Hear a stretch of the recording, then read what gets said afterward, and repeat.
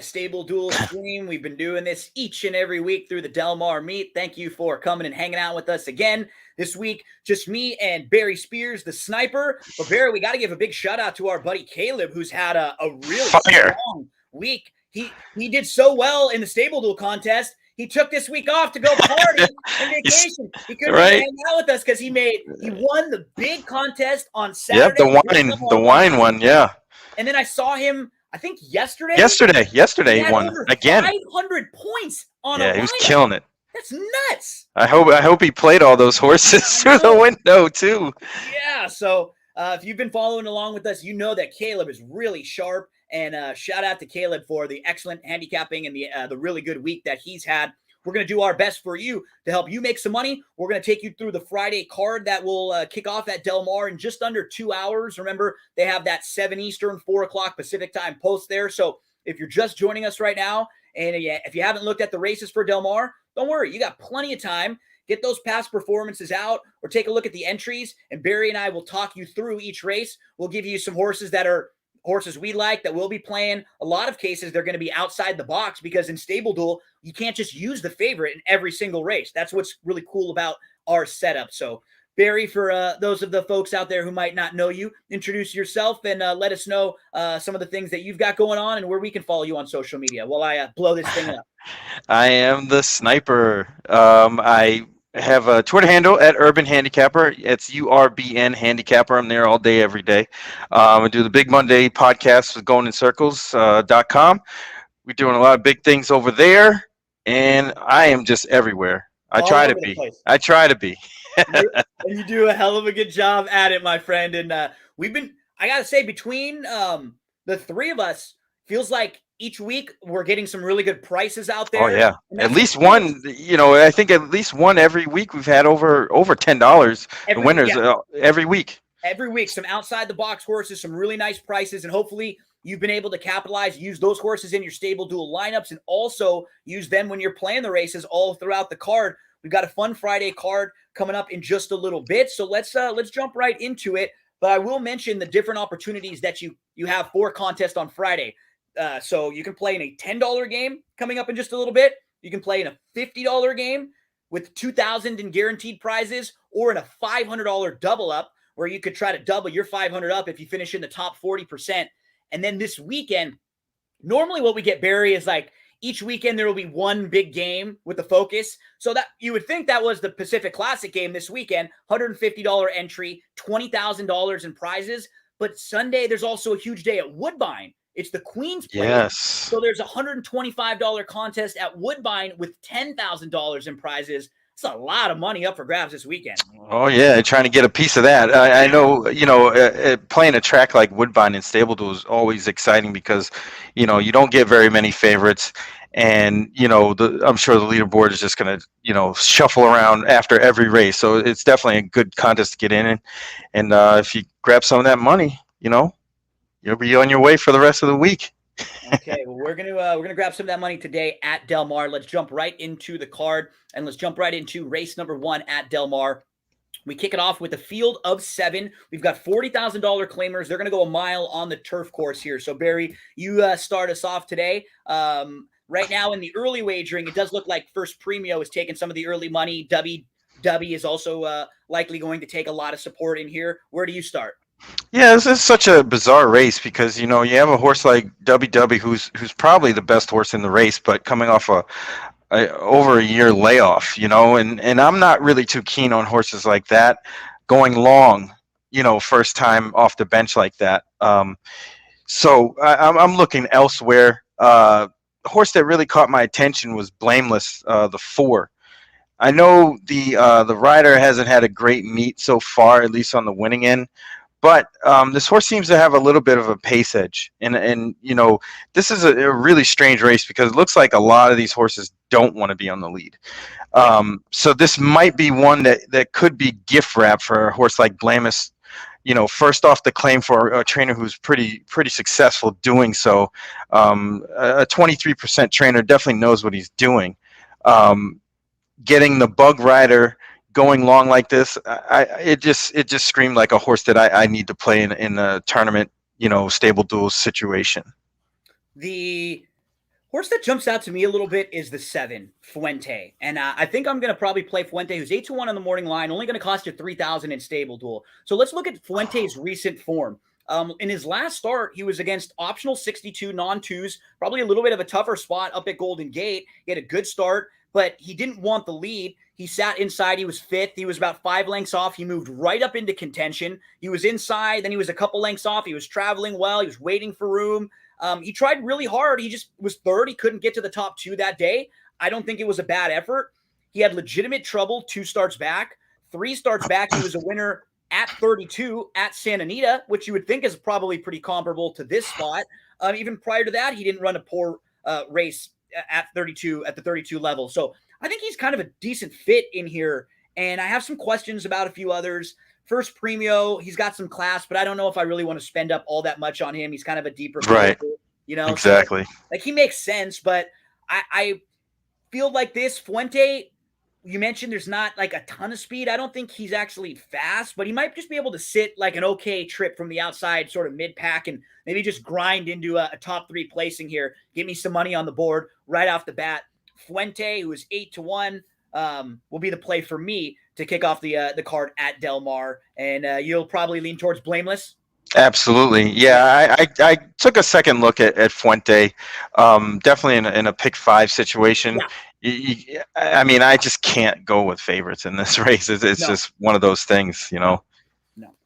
And if you're out there and if you're hanging out and you want to share any thoughts with us, feel free. If you post a comment, I usually will see a lot of the comments that pop up. So we'd love to hear from you. If you have a horse you want to share, if you have anything that you like throughout the card, we're also going to give you a couple horses for Saturday for that big Pacific Classic contest we talked about. Oh, yeah. At the very end, we'll give you a horse or two to look at, to maybe play in your lineups or to toss into a pick 4 or pick 5 tomorrow. Let's move along to race number 2 here. We've got a maiden special weight group here, Barry. 6 furlongs the distance. And the 1-0 tolerance is going to be the heavy favorite in here. And we know a heavy favorite draws the rail. If she wins this race, it will not shock me whatsoever. But I'm kind of using her race and sort of playing another horse that I think you don't have to spend quite as much on. And that's the number 6, M is for Magic in here. So, you know, when you look at M is for Magic's races leading up, I think you can really make some excuses. Most recently, she was 4th, but that was her first start since December. When you look back at the race in December, she was behind a horse named Advocating, who's won 3 in a row. The runner-up that day, Rearranged, beat a maiden special weight group next out. You go back a little farther, and you see like some solid races, a good race on the grass at Kentucky, some nice races against maiden special weights. So I don't have any concern about this filly from a class level. The issue that I would have would maybe be the dirt, but she's run well on the synthetic. She's run well on the turf, and she's been working well on the dirt at Del Mar over this very dirt. So, you know, I give her a look. That October race at Belmont, there were 2 next out winners. Monsters, yeah. The 4th place finisher was Counterparty Risk, who's a grade 3 winner, multiple stakes placed. So, you know, if you like 0 tolerance a little bit, take a look at M is for Magic, who, you know, might be able to take a step forward out of that very same race. So I would just rather, you know, use a horse like that who's going to cost me a lot less in my lineup, 7,000 versus having to really spend up with the horse like 0 tolerance. Yeah, I definitely understand your angle there, because I took a long look at that one too. You know, a horse like 0 tolerance is such an enigma in a race like this, because, you know, from a speed figure standpoint, first time out, it's probably faster than these horses. Yeah. But it was on the turf where you can have a little bit of a closing style. Mm-hmm. In my opinion, you know, all the dirt races at Del Mar, you have to be forwardly placed. Yes. Like, you have to be up there, because there's really no chance of you closing unless the race just falls apart. And they usually don't, because, you know, the horses just keep skipping along. And that brings me to the horse that I like, is number 3, Pharaoh's Girl. Nice. I can completely toss that May 31st outing. Yep. On the turf at Santa Anita. It was just basically like a runaround. Then the horse, they put the horse, kind of dropped him a little bit into a softer maiden spot, mm-hmm. And showed some speed, probably a lot more speed than the horse gets credit for, speed figure wise. And I think this horse is kind of on the way up. Not saying that Zero Tolerance is on the way down or anything like that, but I just think that the public's going to gravitate to that horse a lot, and there's definitely horses that can compete with that horse in here. Farrell's Girl is one. M for Magic is another, and I thought Socially Smart may be another one that really has a more than 7-2 shot to win. I very much agree. So this is a tough race, especially this early in the card, in the pick 4, pick 5. It's not as simple as Zero Tolerance like it seems. Completely agree. And the rail throws it all into whack too. Exactly. It just you got all those factors, and then you got the rail sprinting. So where if she breaks slow again, and then she's inside, and it's hard to make up ground on the dirt, and she's inside and has to either wait and find room or go all the way around and give up a bunch. You know, you may not want to be much the best, like really much the best to win it that way.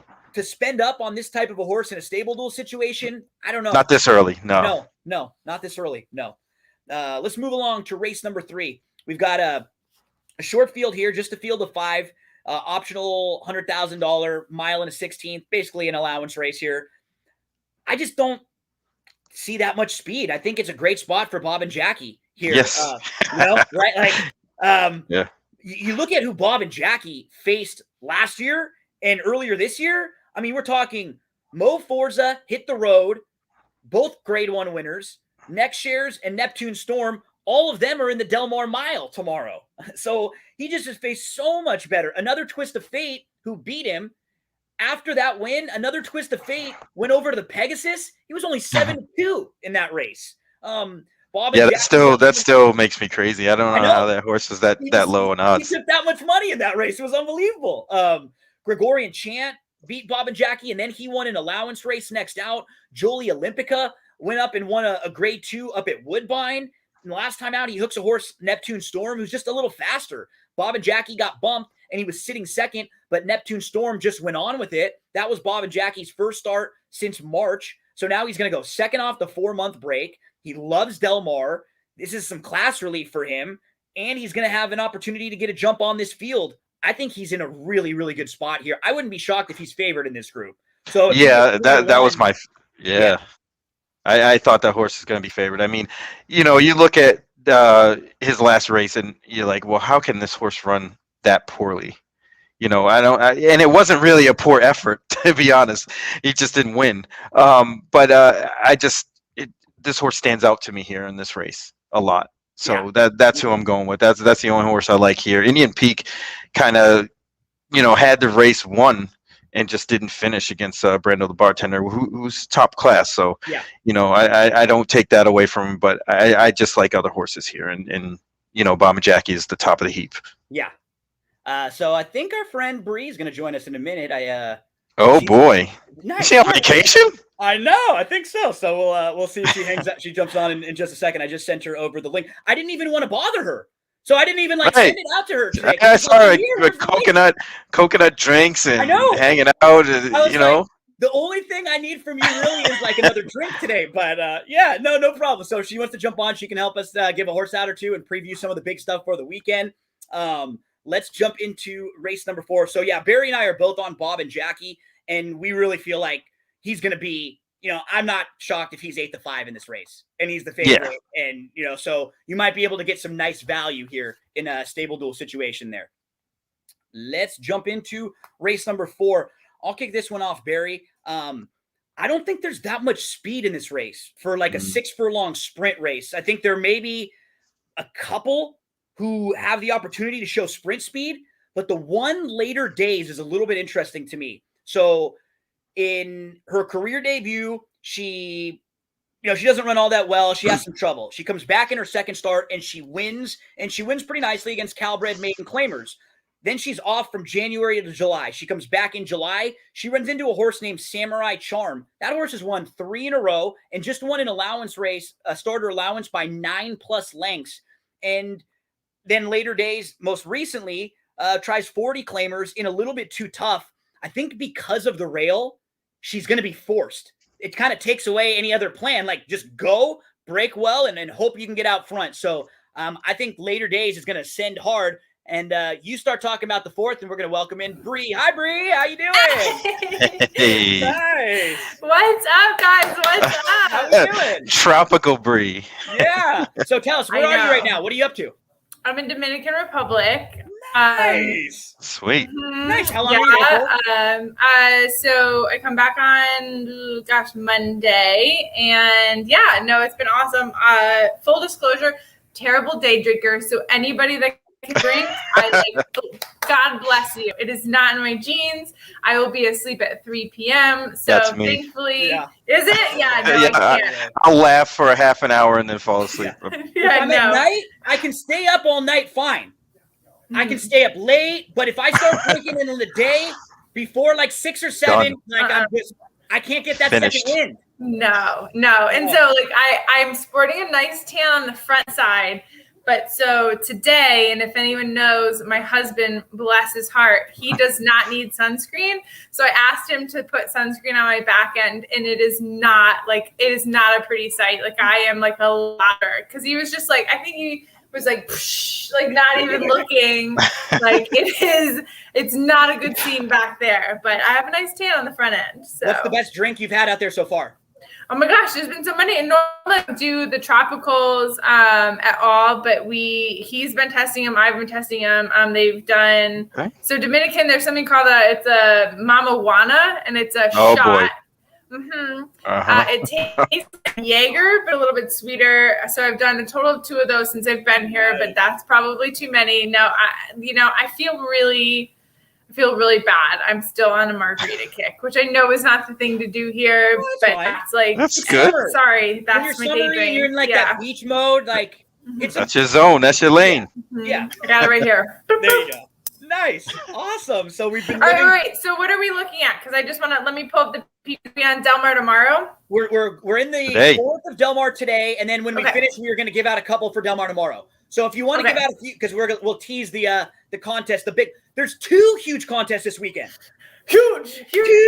10,000 Queen's Plate, and I love the Queen's Plate. They have been Fashion of the Races days. That has just been amazing. And then obviously Pacific Classic. So, so if you guys want to talk about that, I've got tomorrow's piece in front of me for Del Mar tomorrow. So I'll look at the feature races tomorrow if you want to go through a couple. Yeah, cool. So awesome. Well, yeah, I've been like I said, I just sit at home and work and I got my kid and I don't do anything. So I live vicariously through everybody on social media. I'm like, when Bree pours a drink, I go into the kitchen and make my own version here, and like I do that too, yeah.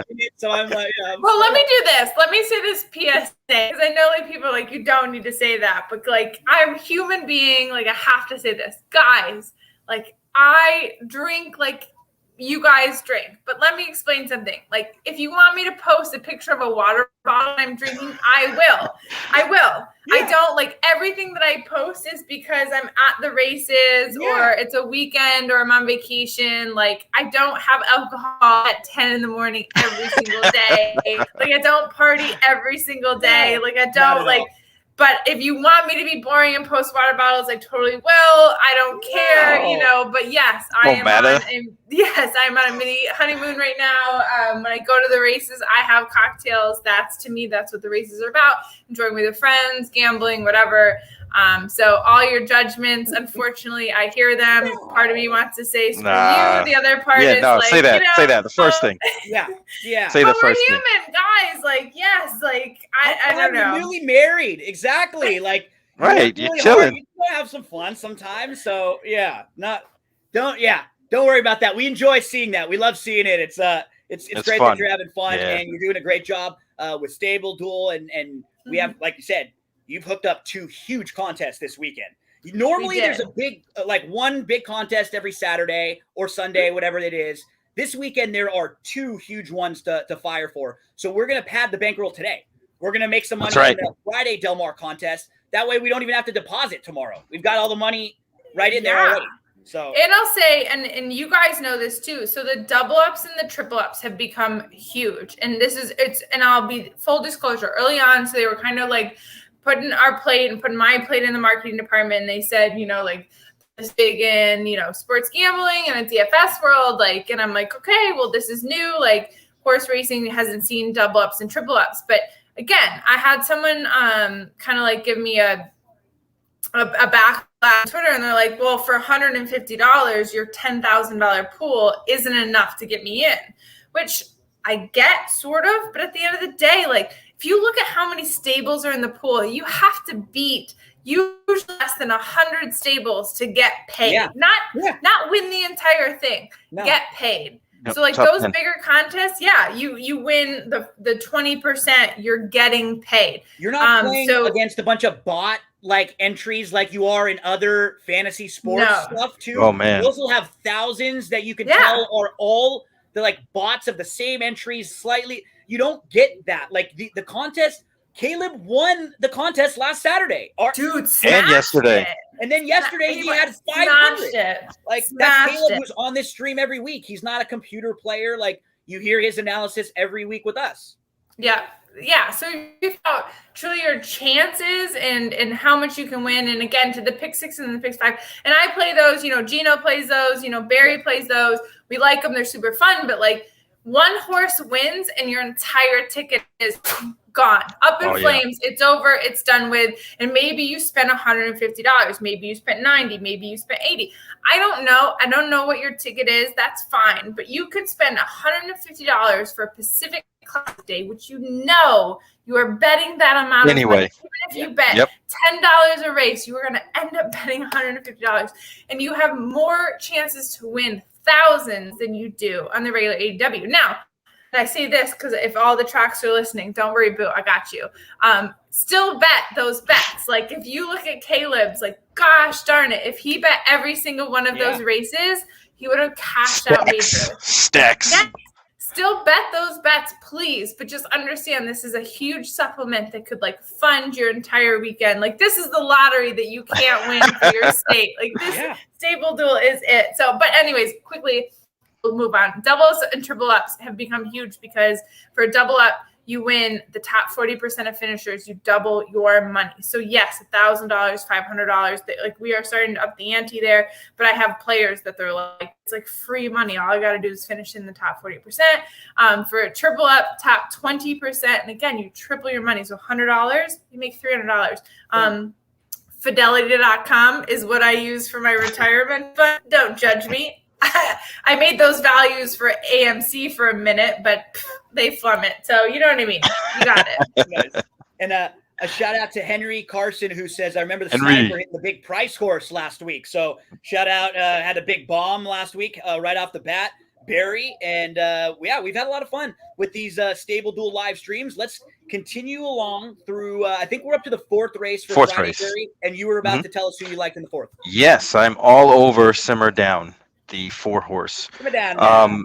I felt like there's going to be quite a bit of speed. The 8, Big Al's Princess, was a horse that I almost actually picked in this spot. I just felt like Simmer Down's going to get the trip of a lifetime here on the drop. Cutting back, Ryan Hansen does well with these kind of runners. So I'm looking for a huge effort here with the blinkers on. A kind of a stalking trip and just kind of loop the field and win this going away. Hopefully we can get that one in there for the exacta, and we're going to Sizzler. There we go. The wild card horse to me in this race was one of our friends from up at Emerald. We have a lot of Emerald contests at StableDuel, and we love playing those. Corellia's is a total wild card. She actually comes out of a pretty live race that's produced 2 next out winners. Judicial's won 4 in a row. I think if you don't have a whole lot to spend in this race, maybe that's a spot where, you can look into Corellia for only around 3,000 there also. So yeah, different directions to go. I thought 1, 3, Barry mentioned the 4 and even the 8. I wouldn't talk you off Big Al there either. Yeah. I was thinking about doing 2 horses in that race. Yeah. Remember 8 races on Friday. So you're going to have to double up in 2 spots. Normally, if you're playing a 10 race card, 11 race card, 12 race card, there might be some situations where you don't even have to play a race. But in this case, it's probably better to play every race and then double up in 2, because then you get yourself the max amount for points. If someone like Caleb wins every race and you have a couple, you ain't got to worry about it. You can't even win. So yeah, I noticed like in those contests, you got to have at least 5 winners to be kind of in contention. Are getting better and better. Absolutely. Like the scores how much higher the scores are now than just a year ago at the beginning when and sometimes you can still get that, but seeing up 400s and into the 500 scores, that is some really good playing from StableDuel folks out there. Yeah, but I'll also say this. I mean, depending on the contest, there have been people that have won under 300 points. You'll see them, and absolutely. Those are the bigger ones usually. The bigger contests usually, like we've said, they don't take as much to win. Because I think a lot of people want to put in a couple in the $10 entries or smaller ones, but if it's $100 contest sometimes or more, you don't really have to get as high of a point total as you do on some of the lower ones. So yeah, you see that when you look at the other, the smaller entry fee contests, and then you compare the scores to the others. It's always bigger in the smaller ones. There's more entries. Yes, I always say that. If you're playing the free contest and you win that thing, can you do you feel the pain when you see that you could have won 6? I've done it once or twice. When it was I played a smaller one. And I just didn't have the rest of the entry fee in my account. So I was like, okay, I'm fine. And it cost me a couple $1,000 just for not depositing $25 more because that's what I would have needed. And every time I've kicked myself since. Michael agrees. Michael Dahm, he says, higher the entry fee, the lower the winning score. And Coach Rye Hauer, he checks in with everybody. Coach, my man. Hope everyone has a really nice Friday. And it's time wherever you are. It's cocktail time now. It's definitely cocktail time now. Yes. Especially in Dominican. Okay, but so guys, I want to pick your brain here. So I know you're talking about the 3 Corelia, but why? Did I miss that you're not talking about Righteously here? I know that it's coming from much shorter races, but to me, I mean, this horse can do 5.5 furlongs on fire. So could it come out speed-wise and beat the other ones? Why are you not talking about the 2 here? And especially when we're talking about doubling up in the contest. Where are we? For me, it was more of just to not spend up in this situation. I'm a little bit I don't think she doesn't have speed because she's coming out of that quicker race, but this was a race where I kind of felt as a little bit more of a spread. I don't dislike Righteously, really, but I kind of just wanted to spend a little bit less in this spot. Yeah, so one quick question though. So I mean, you look at the speed figures, right? And I know some people. I had someone be like, "Oh, if you use buyer, you should just start over." Okay, Gary, whatever your name is, relax. But so if you look at speed figures in these much shorter races, can you think obviously it said it's 90 at what Los Alamitos, completely different. Yeah, completely different because it's a quarter horse style race. Now. You can look at the 2-back race at Los Sal and the rest of the races at Golden Gate, and they're actually still, competitive with these. Yeah, they're fine and comparable. So, but that one that jumps off the page probably isn't quite as good as it looks because it was that shorter trip at Los Sal where those numbers are a little bit different. So, that and that's something where people may see that, and this horse may get overbet a little bit, win or lose. I don't no dislike for Righteously, but I thought there were maybe 3 or 4 spots where you could spend a little bit less here. All right. Well, since I've been on vacation, I have side bets, so I feel like I need a little side bet in my life. Oh, okay. So who are you rating above this horse, and what can the side bet be between you and I? Because I'm gonna bet Righteously. I will do a mama wash bet. If she loses, what are you gonna do if she wins? My arms still hurt from the push-ups. I will give you a big longer shot, and I'll play you straight up, and then the loser will take 2 shots. 2. Okay. Goodness. 2. Okay. Well, that's rough. Okay. 2 shots. Okay. 2 shots. All right. I'm good. So I'll go with the 1 later days. You're going with the 1. Okay. I'm going with the Righteously. I'm going with 2. Right. The 2. Barry, are you in this mix? I'll do it. I'm on the 4. The 4's got to win the race, so it doesn't matter. 1, 2, 4. So the winner's fine, and the losers take the shots. 2 shots. I'm down. Okay. We don't have to do them like boom, boom. We can do 1 and then take No. You gotta do boom, boom. Okay, yeah. I'll just pour a double shot in and just take it. Yeah, that's fine. No, you gotta have 2. It has to be significant. There has to just be 2 shots. It's you signify 2 shots. You know how we do it. Come on. 1, 1 versus 2 versus 4 here in the fourth. We're going to have some fun with a side bet for StableDuel. Let's jump into Let's race do number it. 5. We've got $50,000 claimers. Okay, I got a bomb for you in this spot. What? Me too. An absolute bomb. I just want to make sure and check because we're starting to get closer to post time that we don't have. No, it is not scratched. Not scratched. The 5, back ring luck. Okay, let's talk a little bit about back ring luck. So they're going a mile on the turf course here. Look at his only 2 races on the grass. You've got a race against maiden claimers way back at Ellis where he actually ran 3rd and ran pretty well. Then you've got a race on May the 15th where he's in an optional $100,000 first level allowance behind Flashiest. Flashiest came out of that race to win the Oceanside. It's a really nice 3-year-old. Flashiest and then went over and tried stakes race at on the East Coast, and he's going to be running in a stakes race at Del Mar at the end of the meet. Backring luck, in a couple of his races, he tried the Santa Anita Derby. He tried the Los Al Derby. I mean, those are spots where you could just put a line right through. He ran into Rock Your World and Medina Spirit. He ran into Defunded, who came out of that race to win by 8 lengths next start. What I like was, this is John Sadler, too. They claimed this horse for 30, and he's still in for 50. They haven't dropped him through the floor. They still think there's something here with this horse. And his turf form is a little bit sneaky. Look at those rates. I mean, any of the horses that beat him in his last 4 starts would be heavily favored in a spot like this. I don't love anybody else in this race. It feels like a great spot to take a huge swing on a bomb that will literally cost you nothing in StableDuel at 20 0 at 20 to 1. So backering luck kind of gives you a free swing here. And if you're playing like pick 4s and pick 5s, maybe throw this horse in. If you're playing tries and stuff, maybe throw him under. He could run dead last, but he is good enough to win a race like this if he's still got some of his ability. Yeah, I took a long look at that one too. I landed on Kennebec, who, if you look back in his when he was running for maiden special weight, this first 3 starts he ran against Classier, Medina Spirit, Roman Centurion. Yeah. And then wins, at the turn of the year at 40 cents on the dollar. So, there's definitely some talent there. Then something, seemed like it may have went amiss, due to the layoff, and the horse just wasn't the same. But you see when the horse switched to turf, kind of woke up a little bit.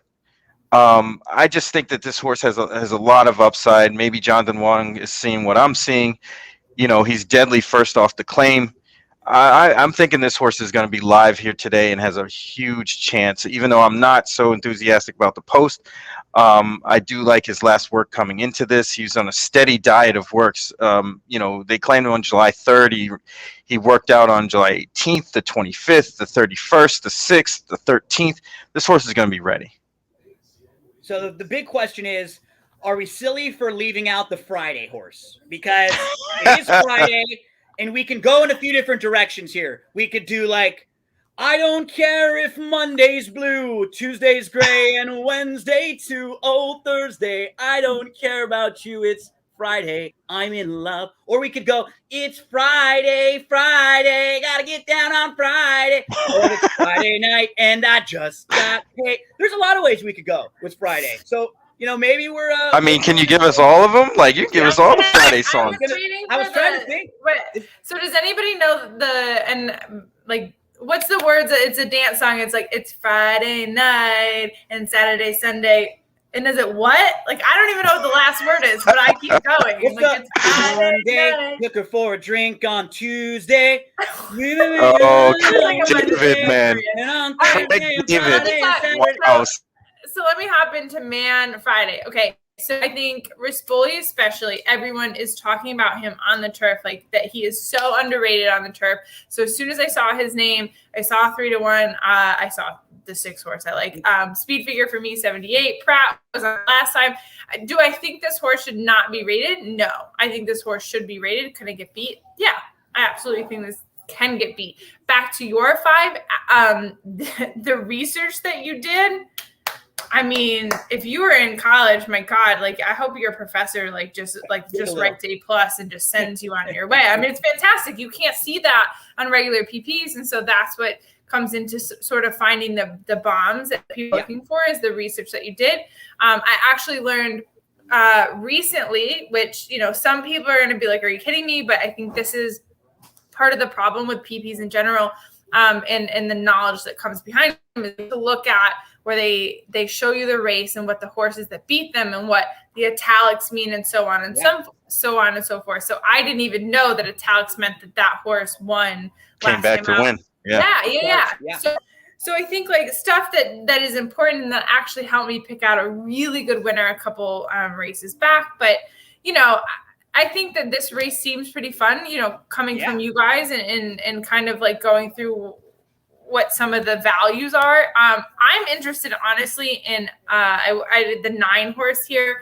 Muay Thai. Muay Thai, but whatever. My friend was a big Muay Thai, was into Muay Thai. It's like jiu-jitsu kind of. Yeah. Ooh, okay. Yeah. So I have this personal vendetta against Bravo. So I always want to say Bravo Joe for Bears. some reason. Yeah, I don't know. He just doesn't do it for me majority of the time. If I bet him, he lose. If I don't That's bet my man, though. He was in a Rick Ross video. You can't knock him for that. But see, that's the problem. All this social media, whatever. But so I the works on this horse is great. To me, I actually second time in North America, especially on the turf. So Sadler with this horse, 70 was a speed figure the first time out.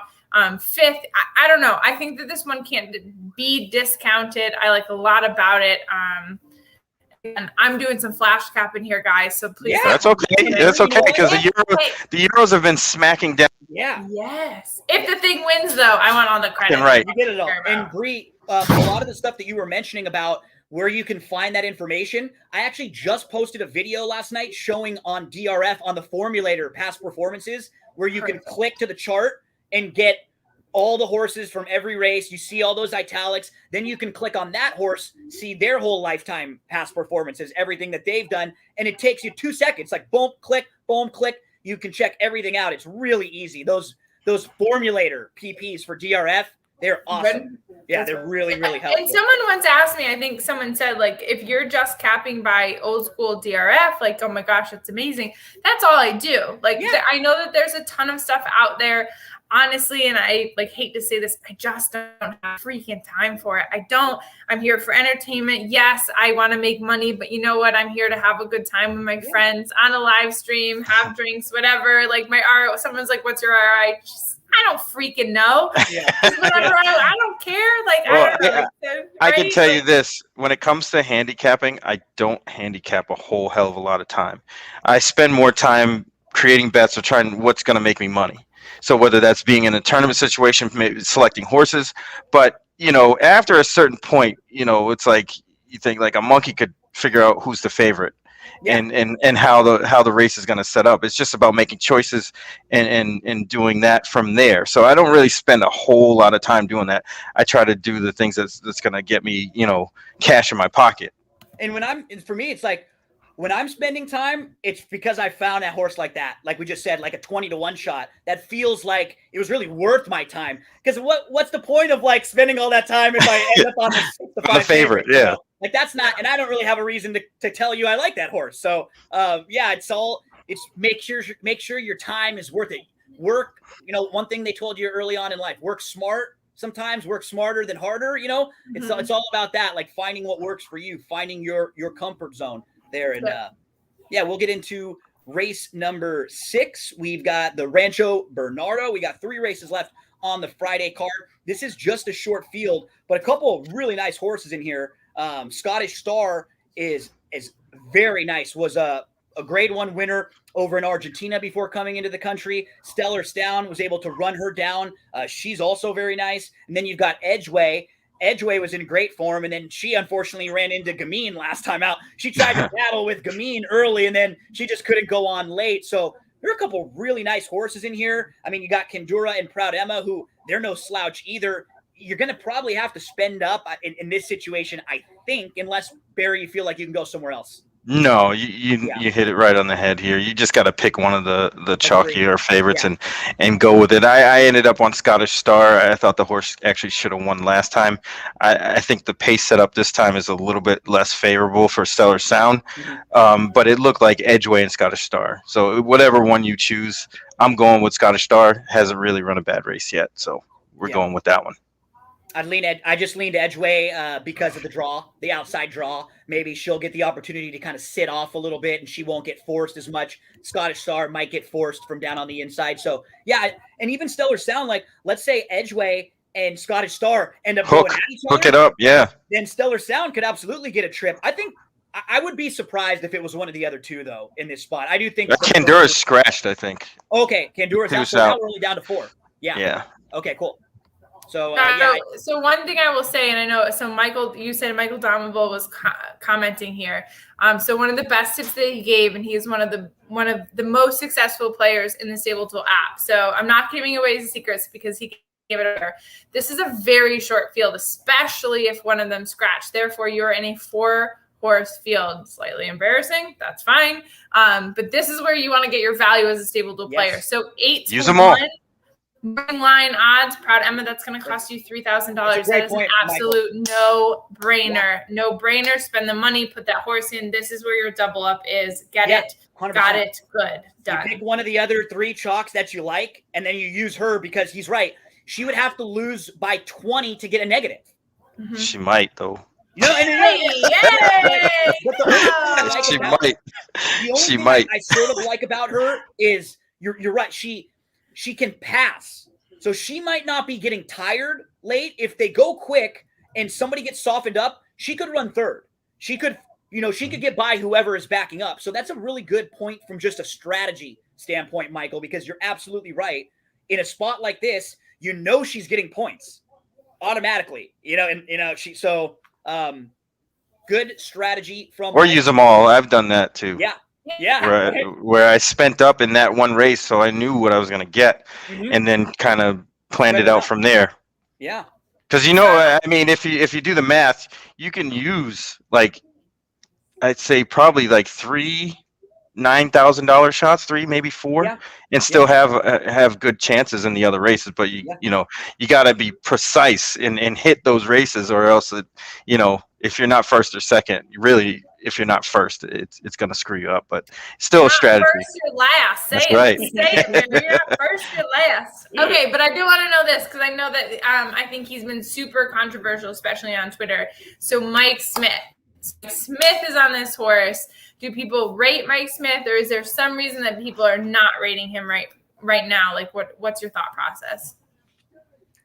I think Mike is a smart rider. He does what he needs to do. I think in this particular race, he's going to have a wait and see approach. I would think, just to see how fast they're going. Then he could actually inch this horse up into contention and see what happens from there. It's really on the horse at that point. So with a 4-horse field, it's tough to get into trouble, but I've seen it happen. Yeah.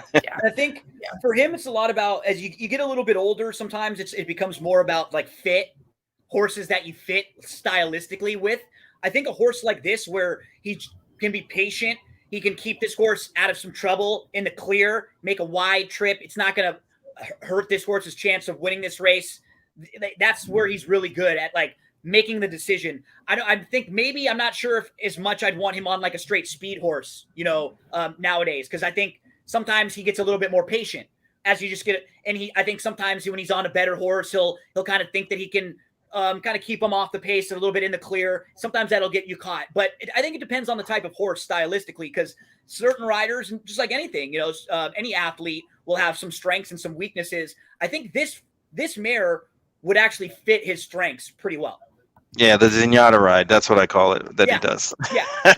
Well, so I call it the Tim McGraw effect. I don't think that he's there yet. But so there was one concert to Tim McGraw, and you could tell that he was like, I've been here. I've done that. I've tried to do the ticket sales. I don't have to do it anymore. I'm just going to sing the song. And I was like, well, I don't need to go to Tim McGraw. I can listen to him on the radio. So it's the Tim McGraw effect. You've already been the GOAT. You feel like you don't need to do it anymore. I don't think Mike Smith is there yet. But I know that is some of the chatter per se, but I think he's still obviously a phenomenal rider. But I do think to that is, I think that athletes get older, right? Like they have to protect sure do. themselves.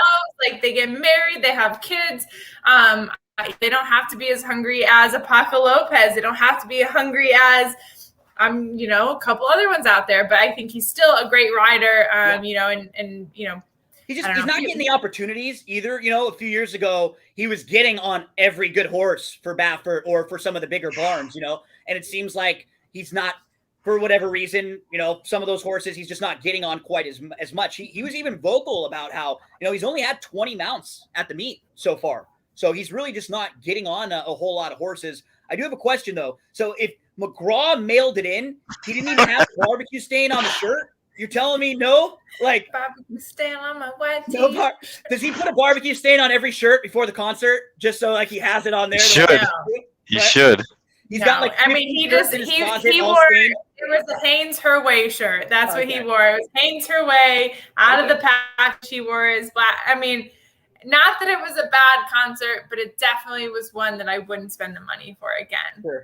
And actually, Alan Jackson was another one of those. So I used to be like a tailgate field party chick. I've become a little bit more bougie, but that's still in me.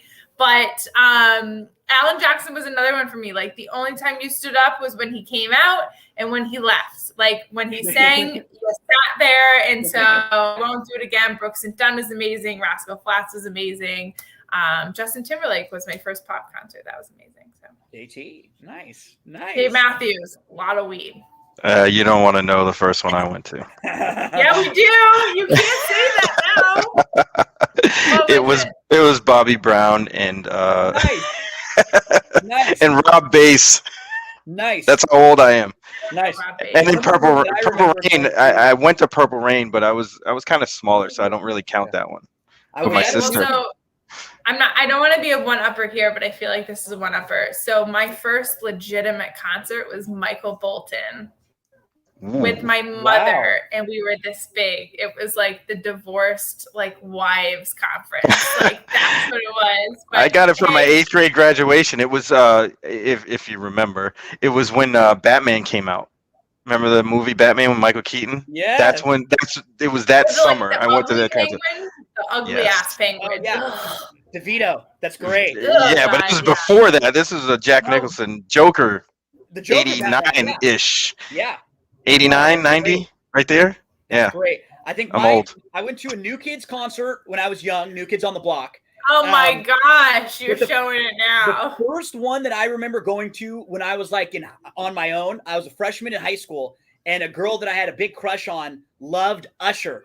So I bought Usher. It was Usher, Nas, and Mary J. Blige, maybe, that I saw as one of my first concerts. And I'm the skinny little white dude walking around with my friends, and I'm 14. It was just so funny, me being there. It was hilarious. But I had a blast. I remember, I think that was the first one. Yeah, that I was 14 years old. I spent $600 on tickets for this girl that I had. Aww, bless you. I mean, there's a couple Usher songs that come on and everybody has to stop and just start singing them. That's just it. Oh yeah.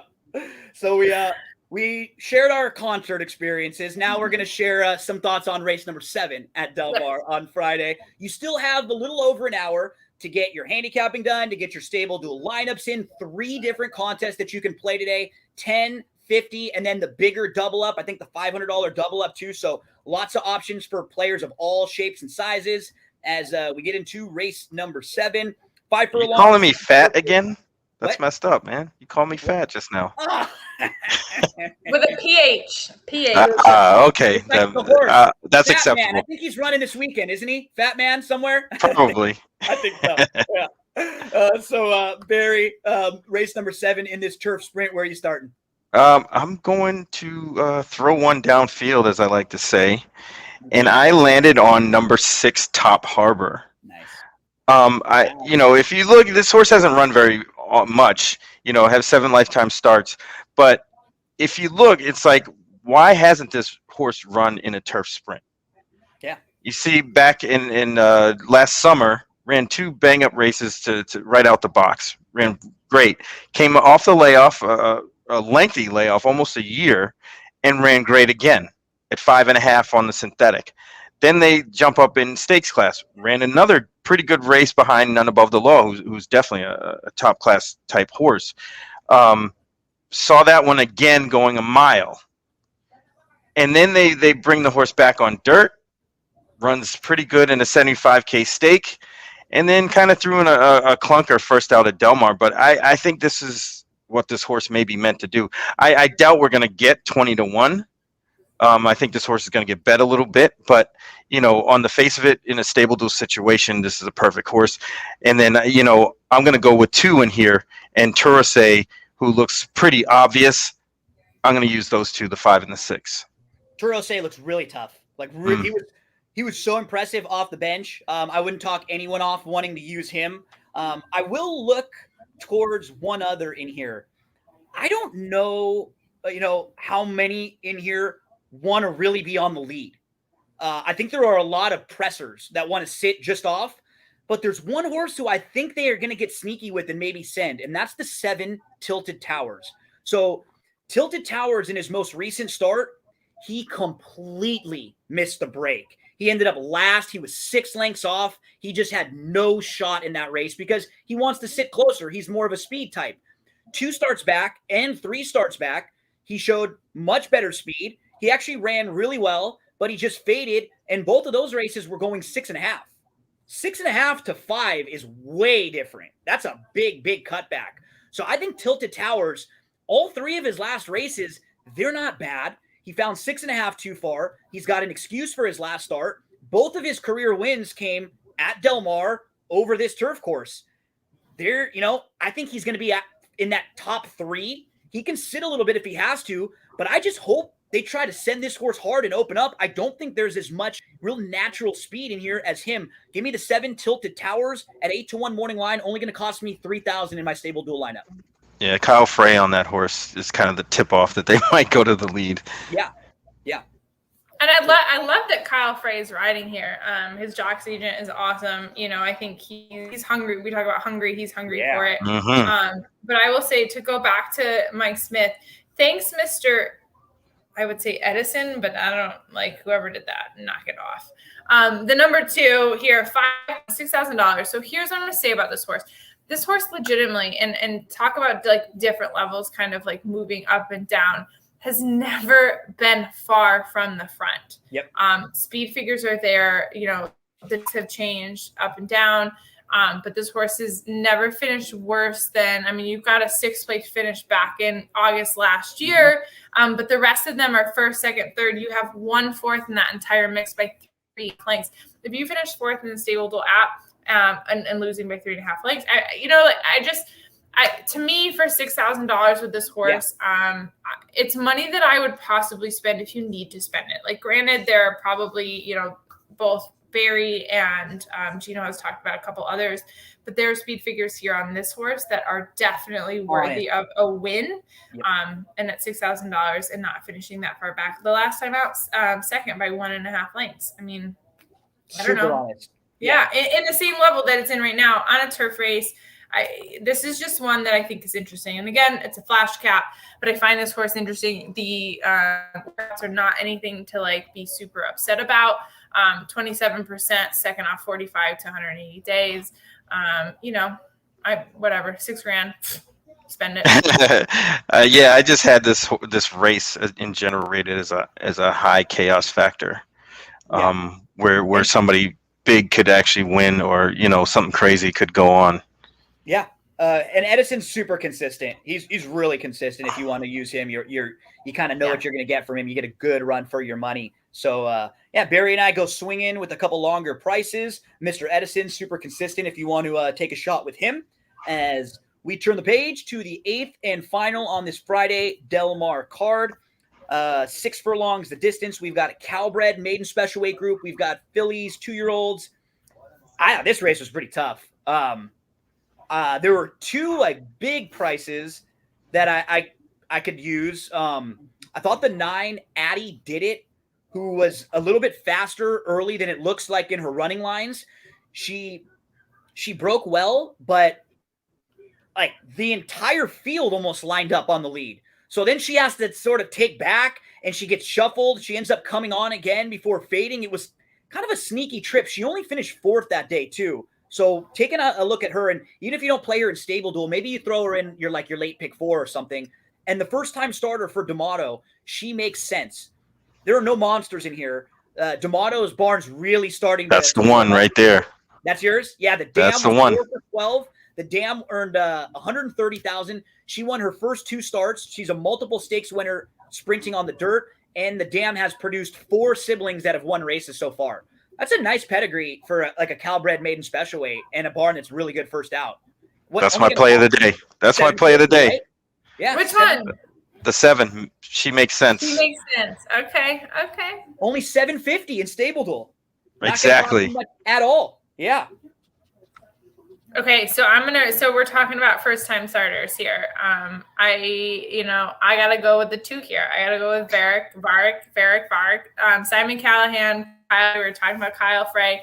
Fun fact, I don't know if this helps me. Oh, he's out. No. Yep, Varick is out. That was the other horse I was going to use 2, and it was the 7 and 2. Without the 2, it's go time. 7's a winner. Okay. Well, then this is fine. I can tell this story. Okay, so I was at Del Mar, and I was with Kyle Frey's agent, who's amazing, and with him, and he's like, I'm going to buy you a beer, and I was like, I'm going to buy you a beer, the whole thing. And so I was Simon. So Simon is I guess a friend, long-term, whatever, acquaintance. So Simon, I was going to get him a beer. So I go over, and I'm with Fernando, and he's like, oh, well, I'll buy you a beer. And I'm like, well, I got to get Simon Callahan a beer. And he's like, well, I'll buy it. And then I'm going to tell him. No. He just goes, I'll buy him a beer. I'm like, okay. So we go over and we bring the beer to Simon. And I'm like, oh, shoe. They call him Shoes because he wears Gucci shoes. He just loves shoes. The shoe man. And so I'm like, oh, Fernando bought you a beer. And he goes, oh, so that means that I need to ride one of your jocks, right? And he's like, yeah. So literally, I love that. I'm like, this is the beer right here. That is smart. Yeah. How So not that it did, but I love it. How sharp is that? He was able to twice, right? Oh, yeah. Double guys, up. welcome to the BS of racing. This is everybody's got to know everybody. That's all it is. Everyone's like, oh, I think I got intel. No, literally a beer was just bought, and you think that you have this massive intel, but go for it. It's fine. That is great. Oh, God. So, yeah, that's a double up. We see that a lot in racing. That is great. And we are now finished with the Friday card. So one more time to remind you, Friday today in 1 hour. So you have less than an hour now. You can get your entries in for the Del Mar games. There's a $10 contest, $500 guaranteed prizes in there, a $50 contest, $2,000 guaranteed prize pool there, and then a $500 double up to where if you finish in that top 40, you will double your 500 up. So 3 different options for all players of all bankrolls. I'm not going to say shapes and sizes. I don't want to hurt the sniper over there. Call me fat again. Yeah, I don't want to. Where did this come from? So that's Friday, but Bree, Saturday. We've talked about it a few times. Saturday is the big one. It's the biggest day of the meet at Del Mar. Pacific Classic. Huge. There's a mandatory pick 6 payout too. There's a $150 StableDuel game that's going to have a huge pool. And the last 6 races of the day, 5 of them are graded stakes races. It is an awesome card from top to bottom, big money. And what's nice is Del Mar, start a little later in the day too. So not to necessarily wake up as early, so that's also nice. Plenty of time on Saturday to handicap, get your lineups, your entries finalized. Del Mar's been the awesome StableDuel partner all summer. Yes, and something to note too, they have been amazing, and they also have on-track handicapping competitions. So on Pacific Classic Day, they have one as well. Yes. I think the entry is $5,000, but we will do feeders in the StableDuel app. We're working how we're going to do that moving forward. But just something to note is if you're into things like that, they have different handicapping competitions. I think there was one earlier this month. It was $4,000 to get in. We had a couple players amazing. The guy that puts that together, Chris Barr at Del Mar, is awesome as well. So if you have any questions, hit me up. Also feel free to hit Del Mar up, but they have awesome handicapping competitions and we'll do feeders. But we always say this, like, listen, there's horse tourneys, there's Derby Wars, there's FanDuel, TVG, XBTV, there's Express Bet. Like we're all about giving back to the industry. We're not aligned with any particular. We want you guys to have a good time and have fun. So, play wherever you can play. Obviously, play StableDuel is the best, but play the other ones as well. So check out their on-track handicapping competitions. And quick plug, Keeneland is coming up, and they have one as well. All right. Yes. So Del Mar, those are big money contests, and those contests on track. They are like some of the real big players from all around the country, all around the world, a lot of times, that you'll be playing against other really good handicappers. So it's a lot of fun. You can kind of test yourself against some of the other best. And we've got some of the best racing in the country on Saturday at Del Mar. So we're going to give you a couple horses to use in your StableDuel lineups and to play in that big $150 entry contest. I'm going to give out one in the 9th race on Saturday at Del Mar. So if you want to follow along a little bit, we're looking at the Grade 1 Del Mar Oaks. And going global is going to be a heavy favorite and take a lot of money. And really logical, honest. Madoni, super logical, honest. Fluffy Socks chips in for Chad Brown. Wouldn't shock me at all. Joel's aboard.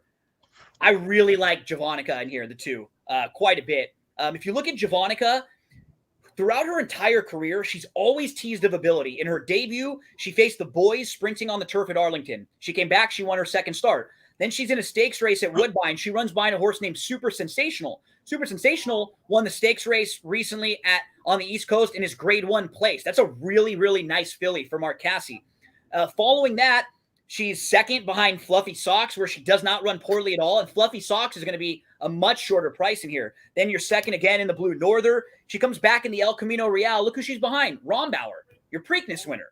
After that, she hooks a filly named Soothsay, who was a really nice filly for Richard Mandela. In the Senorita, that was the race that kind of opened my eye to her, because she ran against some of these same fillies, Madoni and Closing Remarks, and she had an outside draw that day. She got over to the 2-path from the outside, but she was towards the rear. She's like 6th, 7th, about 6 lengths off. And she got caught right in between horses, right in tight. She had to take up. And then she moved again into contention. And as she was moving, she had to check hard. She had to take up late. It was a bad trip. She wasn't going to win. She was going to be a lot closer than that 6th place finish beating 4 lengths. And if she's third that day, she probably looks a lot different on paper playing this race. In the last start, she just broke well. Nobody else went to the lead, and she just took it. There's not very much speed in here. She might be able to do that again. She might be able to just break well. If everyone's sitting a little bit and she goes, she's classy, and she's not like a need to lead type either. I found a lot of things to like about Javonica, who will only cost you $1,000 to use in your StableDuel lineup on Saturday, because I believe she's 10-1 on the morning line. So, that's not bad. Not I'll bad take at that. all. Barry, where are we going to go for a play or two for Saturday? I'm actually, going to be kind of uninspiring here, because in the 11th race, I think that United just loves Del Mar. That horse is not going to get beat in the last race. So I want to connect that horse with in the 10th in doubles with Independence Hall, who I think is just kind of a tough luck sort of horse. He's been over his head a little bit for a while. I wish they would cut him back and sprint him, but I think this is a field that he can handle. I don't think there's any monsters in here. No. Dr. Post is okay. Royal Ship is okay. Nobody that horse hasn't faced already. I saw him run at the Pegasus. He ran a great race that day just to get nipped by Jesus's team. And it definitely hurt my feelings. I had a big bet on him for second, behind Nick's Go. But hopefully, I think this horse is, always been very good. And I think he finally is getting a scenario where he should get it done. If he doesn't get it done, it's kind of a now or never situation. I don't think I'll ever bet him again. You said it. What makes this race so fascinating is that there really are no monsters. There might be a bunch of 5-1 shots in this race. There's just right. Any one of them can win too. I mean, there's only one horse that I think that can't win, and even that one is Sheriff Brown. But even that one under the right circumstances is more than a 10% chance. Yeah.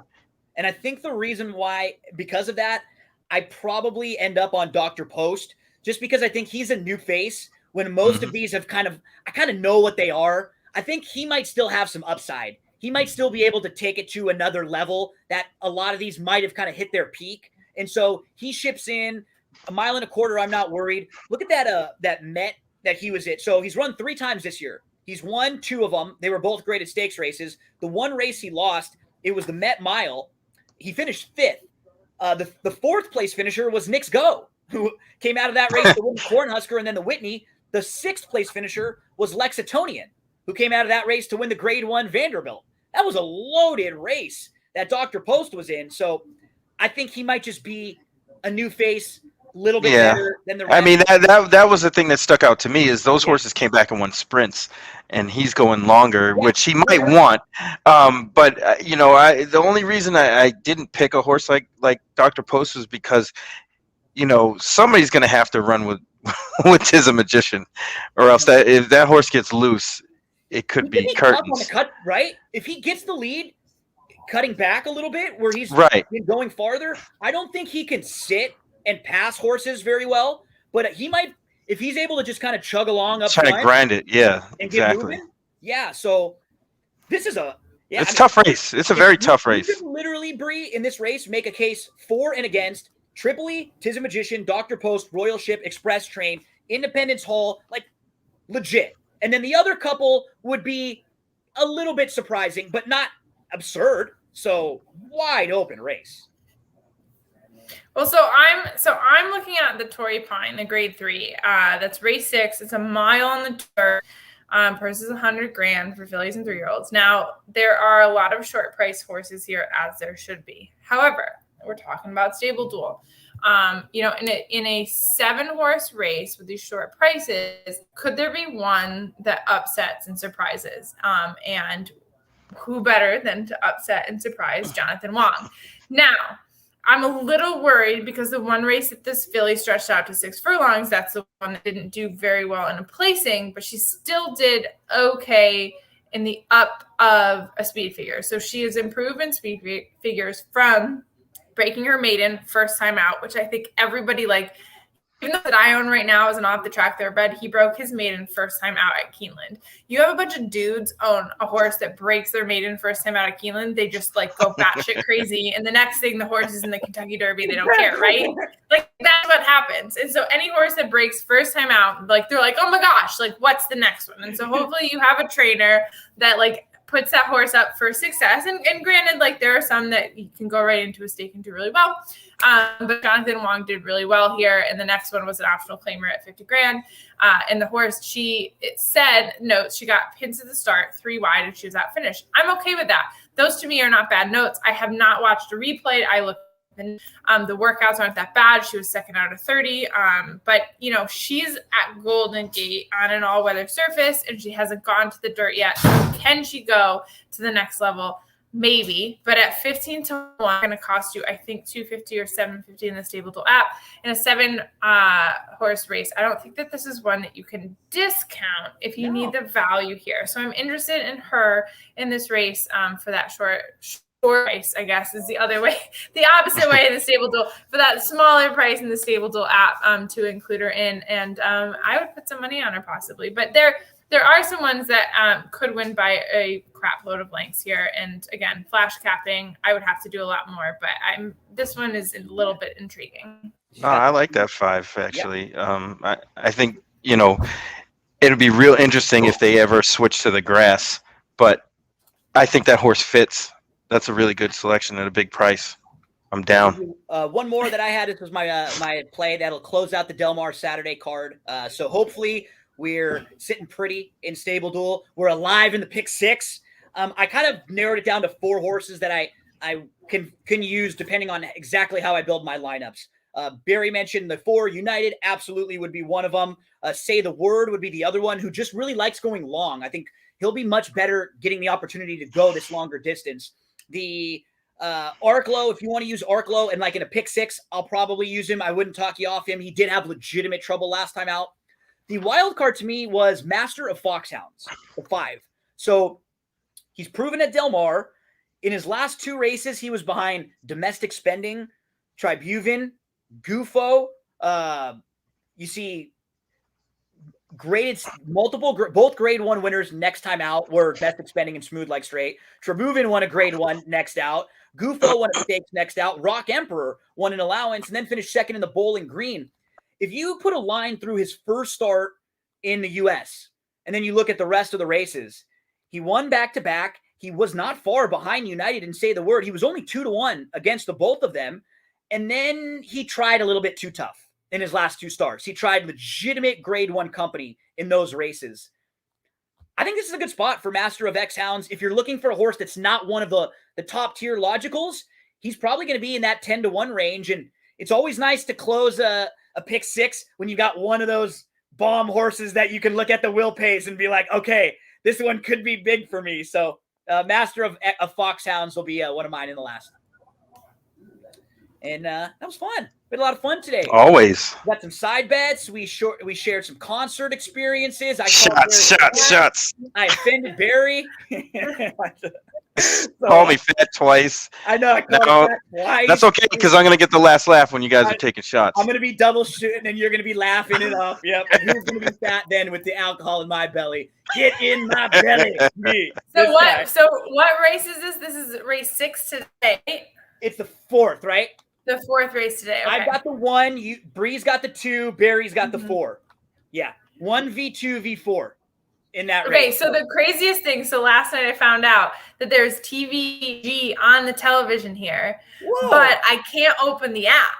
So I can't see what live odds are. I can't see until like Equibase or some snail mail comes in, like what the results are. Like today I was like trying to bet. And literally there was one horse that I was going to bet, and thank God I didn't on Twitter, right? Because my credibility, just as usual, just got up in flames. Because I was going to bet the 1 in race, I don't know, whatever it was, and they stopped, right? But yeah, like I can't. I'm in the Stone Ages here. But there's TVG on the TV, which, I mean, I'm not in the hotel room except for now, so. That's great. That's so much fun. Yeah, we get messages from random people. You never know, all around the world that'll get TVG places, and they'll text you and they'll say, I'm watching from the British Isles or whatever. It's like, what is going on? Yeah. So very cool. Message me if I don't. I want to know, like, as soon as the race runs, then how it goes. We will. We will. We will. We will. I'm gonna make my other half take it with me too. I know. We got right into a push-up slot right away. We played up. So the other boys still owe it. I know. Feel free to get on them because they both still owe you too. You got it. Leo texted me right away and was like, dude, I can't do push-ups. I have no upper body strength. Oh my gosh. Oh my God. Yeah. He was all nervous. So we know what to make Leo have to do anytime we do a side bet, push-ups. Yes. 100%. My goodness. Well, we don't need a whole lot of side bets on Saturday because we've got a lot of action at StableDuel with the big StableDuel contest. And then don't forget about Sunday, the Queen's Plate. It's a huge card at Woodbine. They have a $125 entry fee, $10,000 in prizes in that Sunday contest. Bree, it was so nice to see you. I'm glad you got to hang out with us. I didn't want to go out there, but it seemed like you had a few minutes to come hang. So thank you. You're well. We talked. Normally it's 5:00 for me on a Friday. It's like I'm trying to leave the office and go and ride, and so like I don't have my horse. So you're trumping the cocktails, but that's okay. Bree, hope you have a great time and continue to have fun throughout the weekend. We'll check in on you. We'll let you know in a few minutes what goes on in that 4th race. And Barry, where can we follow you on social media too? Give us your plugs and talk about Big Monday. I'm back on Twitter at Urban Handicapper. At Urban Handicapper, URBN Handicapper, going in circles. Big Monday podcast with Chuck Simon, former trainer, the man, the myth, the legend. And I'm always around. I'm doing something. And if you give them a follow, StableDuel on Twitter, at StableDuel, that's the command center. You'll get all the information there. Anytime there's anything big coming on, any new news, any new releases, you'll get on Twitter there at StableDuel. So, Bree, have a good one. Thank you so much. Good luck this week. Barry, bye, guys. Good luck. We missed you this week. We look forward to having you back again next week with us. Thanks, everyone. Good luck today.